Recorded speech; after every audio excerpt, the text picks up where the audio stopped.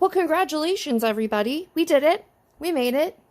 Mine I made significantly harder than it had to be by using 2 strands of floss so that it was more visible in the videos. But, oh, and I've just noticed that I have neglected to turn the fun light on that literally is holding my phone. One moment, please. Back with illumination. Boy, does that afternoon-er-all really necessary, and I definitely forgot to take it, and now it's way too late, or I'll be climbing the walls till 3 a.m. So anyway, look it. I made it harder on myself than it needed to be, but it will look significantly more crisp and nice once it's been soaked and made all pretty-like. So now I will go throw this little guy in the sink and let him soak like a bog body overnight because I iron these suckers so hard that it's quite fused. It does not scrape off all that easily. So I just leave them to soak overnight and wave to them when I walk past the guest bathroom. So I will come back after switching it from the working hoop over to its framing hoop. You can frame it however you like. I don't have time for that, so it goes into a different hoop, and then I get my working hoop back. But congratulations on finishing. I'm so proud of all of you, and even if you just listen to the tips in the videos, I hope you learned something new about good back stitching and really crispy black work, which is my very favorite thing. So thank you for indulging me in this rather light stitching month so that we can have a really big blowout for our 3rd Stitchtober, if you can believe it, and 2 years of me stitching every single day with you guys. So I'm really honored, and I will see you when this has been switched and washed. The geode bathroom. Why? Because I had too many geodes and I didn't want to use up my whole cabinet of curiosities on geodes. So they're all in the bathroom. The bathroom is geode themed.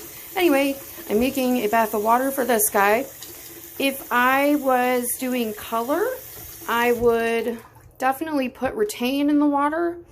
Rattan is a fabric dye setter.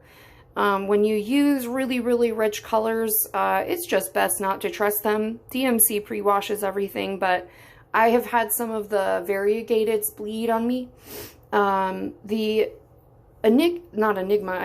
quandary there is that this stuff sets from heat, this particular pattern transfer. So rattan requires heat to work. So if you use hot water, you're kind of setting the plastic as well as the color, and it makes it even harder to scrub it off. So I just add the rattan to cold water and then set them into soak. You can see where I rubbed off a bit of the pattern goop. Oh good, Magnus is here. The interruptions abound. I don't need any help. Thank you. Great anecdote. Okay. Magnus has provided the information he has to offer on the matter. So I leave it floating face down to make sure it's getting the best of it. Thank you, I'll let them know. Further news. Anything else? Okay, I'll get right on that. Anyway, so let it soak. I'm just going to leave it overnight because I can do that. I'll usually use the power of the sun to dry it because it's faster than leaving it hanging in your house in front of a fan. Obviously, the cat's having an emergency that has to be handled this moment. So I will see you when it is time to scrub this. Okay, so we are back in the bathroom. This is in its finishing hoop. I wash them in their hoop. Honestly, I find it easier, and you can kind of fudgy kind of pull and smudge out any puckers you have in your fabric if you do it this way. While it's wet, the fabric can be stretched a little more dramatically, but it's hard to see where this is not washed off, but you can kind of tell where that white is. And especially in tight spots like this, you'll find it really difficult to get all that goop out with just hand scrubbing. And some of it comes off. It comes off as like a kind of grimy plastic. It's why the water is kind of murky. So I'll just initially give it a good hand rub trying to get the first layer off. And I think it comes off easier if you aren't like me and don't iron it within an inch of its life. You'll also see a bunch of hand oils and ick come off. No matter how cleanly you work, all humans have natural oils in our hands, and those natural oils can eventually degrade and eat away at your project, assuming that you're preserving it for all time. So you can still see there's quite a lot of the hint of the original outline, even after the first scrub. And I know that there's tons of trapped stuff. So something I like to do, and you might be horrified, but this is how I do it however you want. Use 20 Mule Team Borax, it's just plain borax. And it makes a really gentle abrasive that won't react with anything on your project. And then you can also take a very soft toothbrush dedicated just to this purpose. Don't put it in your mouth. Have to be reminded. But I get this a little bit wet. And then I literally will just use it as an abrasive to help pick up all the little goops. You can see how dirty the water got. And I wash my hands all the time. So we're using this as a gentle abrasive to kind of loosen up all the little flecks of pattern transfer. And you certainly don't have to be this neurotic. You could even leave it if the pattern transfer doesn't bother you, or it's really full fill and no one's going to see it, leave it. But I get all weirded out if I see any of the pattern transfer still on my fabric.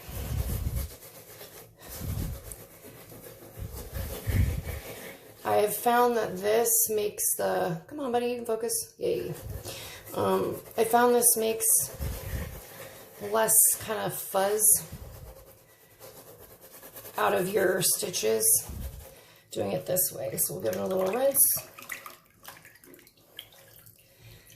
It looks a little better. I think I'm mostly seeing a reflection of the ring here underneath, but I'm going to take my little toothbrush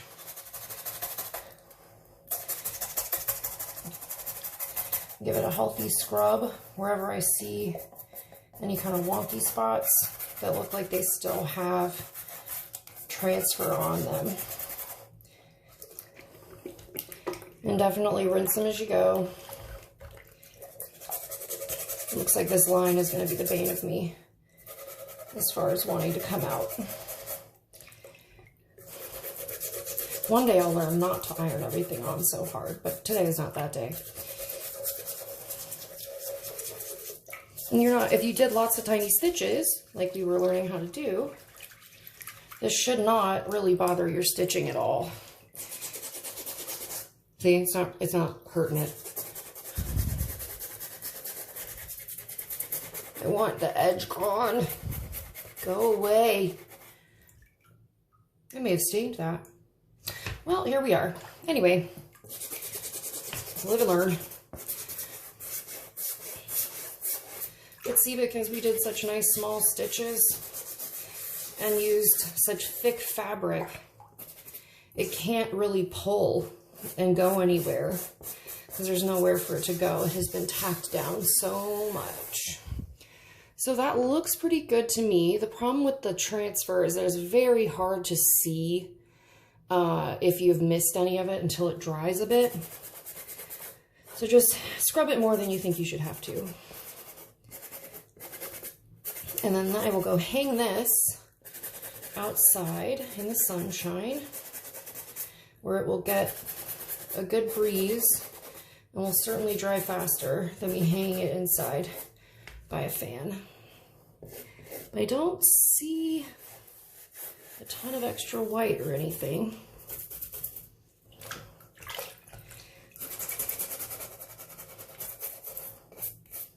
Nothing's like standing out to me other than the line I stained from using a dirty hoop last time. Oops. Another good reason to wrap your hoops before you work with them. All right, well, this little guy is going to go outside and dry, and hopefully he'll be looking pretty so we can finish the back in just a little bit here. Okay, I'm going to just hang him up so he gets good air. He'll be visited by the hummingbirds, which is a nice blessing. I forgot the sewing in the night. Now let's try. Hey everybody, it looks like you made it to the end of the stitch along. There's actually about 4 days between the last clip that I showed you and me actually coming back to this because I managed to very much anger my spine and have not been doing the best. But today I am ready to sew. What I have here, we're going to do some finishing, and you can see that I have cleverly stained my project permanently because I backed this in a used piece of fabric. That used piece of fabric soaked ink through when I soaked this project. So don't be me. Don't reuse fabric that you haven't washed, which sounds like something I shouldn't even have to tell myself, but here we are. I don't... Believe it or not, I don't hang these. I don't use them. I don't typically look at them once they're done. They go in the drawer and or if they're too big, the tub of things that time forgot. And I rarely ever actually finish these because they take me so long. I have no idea what I could possibly sell them for. In addition to that, I don't know. I feel weird selling something that I use as a teaching tool. So anyway, I have the DMC that is the equivalent of 2 strands, not 3, but I find that this is a little less likely to snap when you are finishing a hoop. Also would like to preface this by saying that this is not even the only way to finish a hoop. This is just how I do it. And if I'm being particularly lazy, I will just finish it with hot glue. But because this one has 2 if you hear clicking, it's because the cat has decided to assault his dragonfly toy that he hasn't paid attention to in 14 days, but now is the time. So anyway, I'm going to thread this up, give you a little space on that. I have washed this. The washing didn't go great, as I pointed out. You can see there's still some little smidgens of stuff. Again, nobody's perfect, but once you're done washing, you can see where there's like little gaps in your stitching, and you can then go back and fix those and make sure you sign your project and give it a good double check. Like there's still some little smidgens of transfer that still didn't come out despite 3 rinse cycles.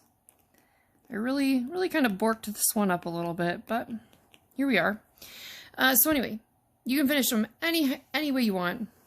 Some people like to leave a big, huge ring. This is the fabric that I transferred through. I'm lucky there's not a moth in the middle of this. Some people like to glue it down along this inside edge so you don't see it. And then they will take a piece of felt and put the felt inside the hoop so it actually is against this fabric right here and it fills in the hole. I think I have my bag of felt right here. It's the only thing I use my Cricut machine for, is cutting backing for hoops. So this is my stockpile because I will get motivated once a year to make a bunch of backing for hoops, and then I lose all motivation for another year or until I like desperately need a hoop back. But I use stiffened felt in my Cricut. So some people, will stick it to the inside of the hoop like this with any sort of glue you like. And then they will take the, oh good lord, shaking the camera. They will take their felt and put it along the inside edge like that to finish it, which does look really nice. I have no reason for not doing it like that. I'm just not today. But we're going to do a plain old running stitch. Start anywhere you like. Try to stay fairly even with where you're going, like along the edge.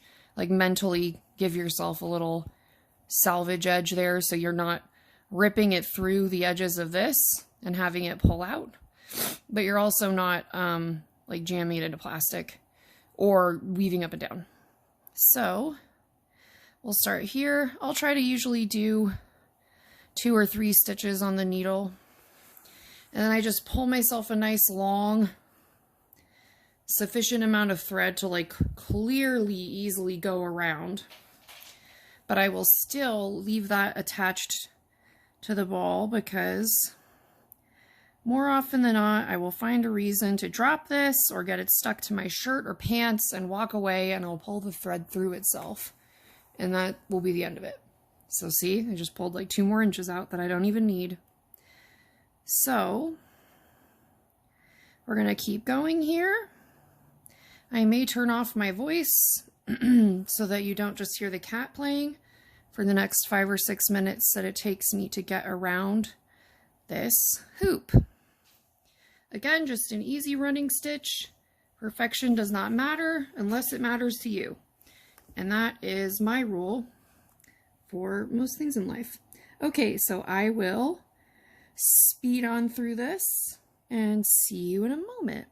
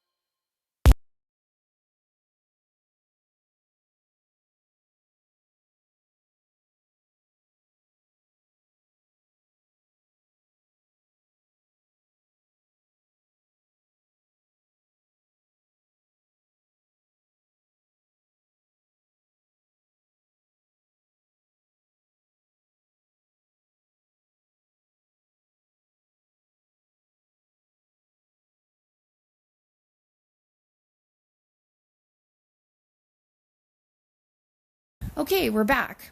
So I've gone all the way around the outside edge, and I think I ADHD forgot to tell you why I didn't glue this one.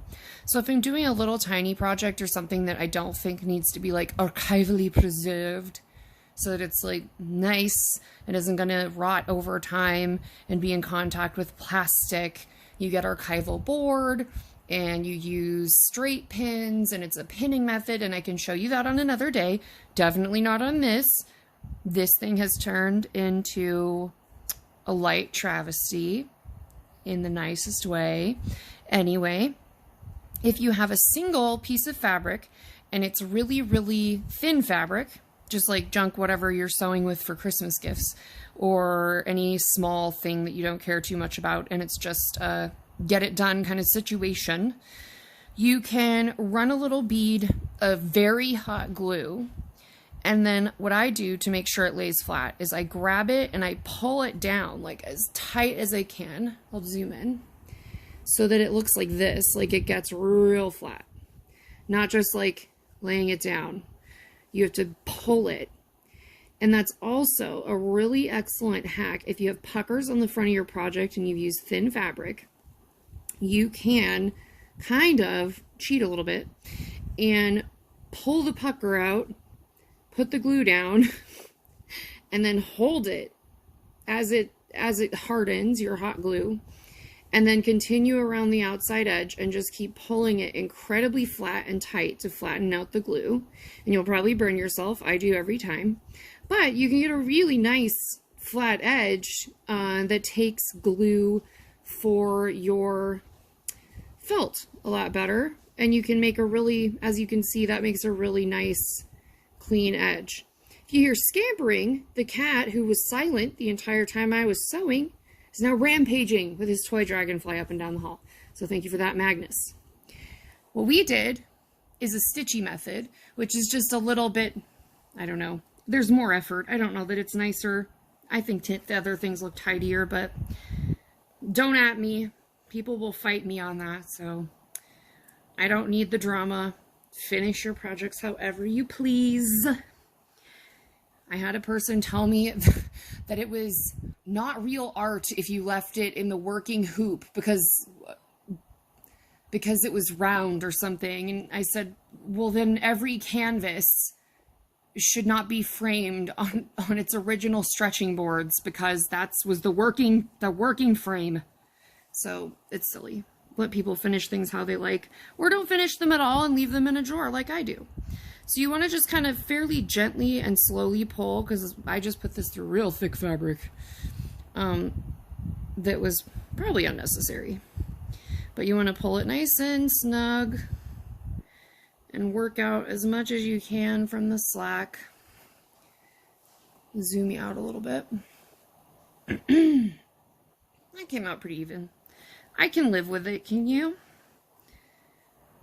I definitely can, because I'd like to be done with this. Okay, so we're going to tie off here. Just make sure you tug it tight one more time. Do a square knot, which is where you go over with one side the first time. Go over the top of your knot with the opposite side the next time. That's how you keep sailing knots from untying themselves. It's a square knot. We can go into knot tying another day. I was briefly a sailor as a child. And, see, I didn't get it tight enough. The tragedy continues.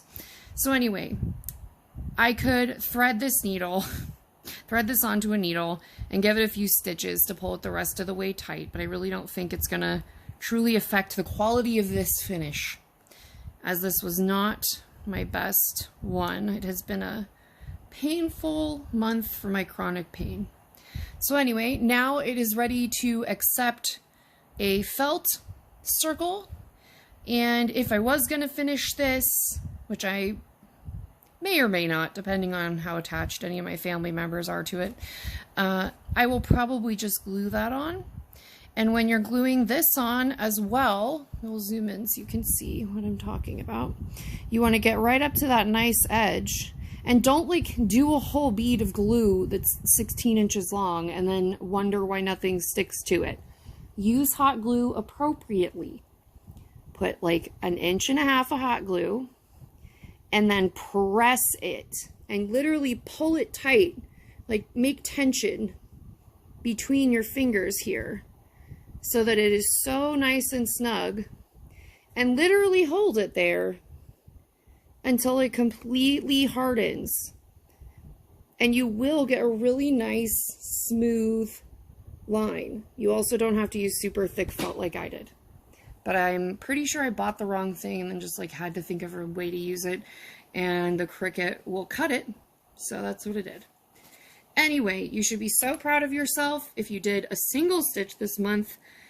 Even though this is not my best stitch along, I know it was the best stitch along for many of you. And I'm still proud of myself for getting through it and sticking it out when I didn't feel particularly well. Not every stitch along can be our best. And even I have not the best stitch along sometimes. So just be really proud of yourself if you stitched a single thing this month, or even just liked somebody else's stitching and spread some good vibes in the universe. You should be proud, because I am proud of you for doing so, and you should be proud of yourself for not spreading the ick that has taken over the world as of late. So I'm so proud of you, and I can't wait to start our 24th stitch along with you in just a couple of days. I love you, Weaver Birds, and I will see you next month.